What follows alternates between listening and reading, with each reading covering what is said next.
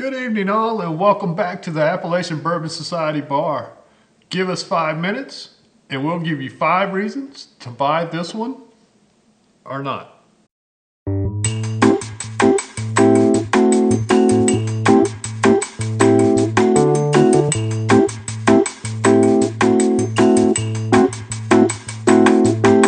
Tonight we review the Row 94 Kentucky Straight Bourbon Whiskey. This is the Dirks Bentley endorsed whiskey by Green River. You want to give us a little more information? Sure, so I'll just start off by showing y'all. He did come to our local bottle shop and I was able to get in line and get us a couple bottles signed. So we'll just give you a little bit of the mash bill on this bourbon. So it starts off with saying it features a mash bill of 70% grown corn, 21% rye, and 9% malted and rolled barley, aged in new white oak barrels with a level 4 char that penetrates deep into the staves for greater complexity and character. It is distilled for at least 4 years in Owensboro, Kentucky.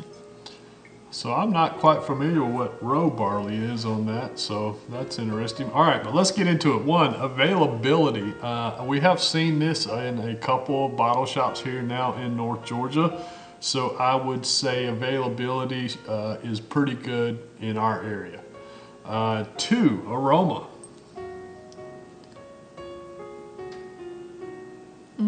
Getting that citrus forward.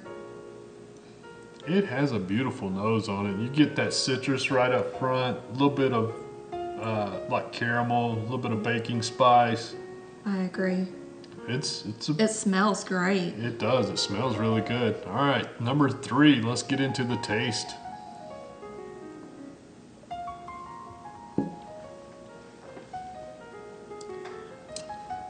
So just like with the nose, when you're getting that citrus right up front, I'm also getting it right up front on the taste, on the palate. That citrus, a little bit of the baking spice. A little bit of the baking spice, and not much else. No.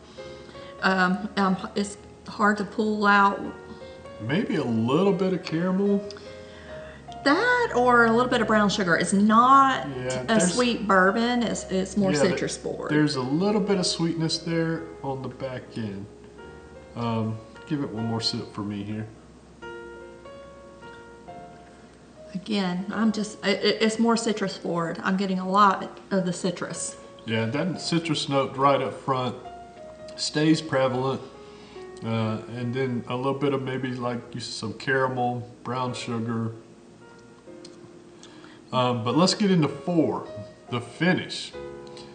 The finish for me is where this kind of falls flat. There's not much of a finish. It doesn't coat the palate really well. Just not a lot going on. You get that citrus note like we talked about up front, turns into a little bit of caramel, a little bit of baking spice. And then it's gone. And then it's gone. It doesn't stay with you. Even on the second sip, it didn't stay with me. So finish, I would say, is a little bit lackluster. Would you agree with that? Yes, I would agree with that.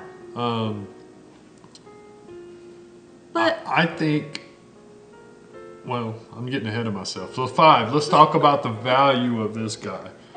So we paid $36.99 for this bottle of bourbon. Now she was able to get it signed, so does that add value or not?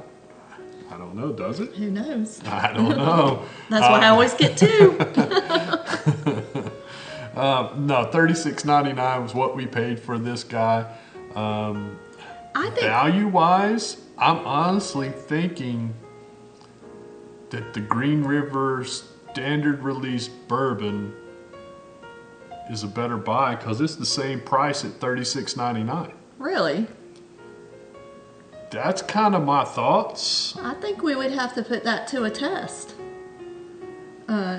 Because they're both through the same distillery. They're both Green River, yes. Okay. So let's hold on just a second. Oh my goodness.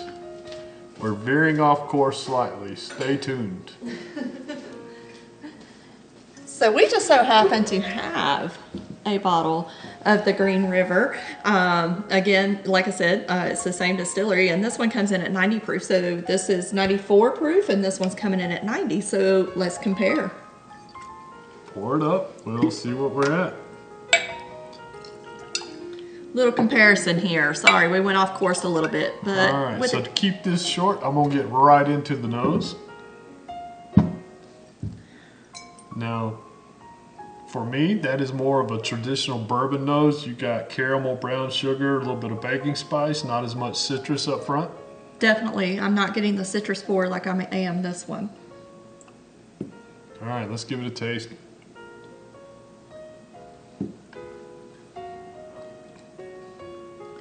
But I am getting the citrus on the palate. Yep. Like I did this one. I think the finish is a little better. Finish is a little bit longer. I would agree with that. So taste profile is very, very similar. They are very similar. But I think the finish on the actual Green River is a little bit better, but it's slight. They're honestly... I don't think you would be able to... Honestly, they're pretty close. So they're a lot closer than I was thinking they were. So... I'm like you. I was...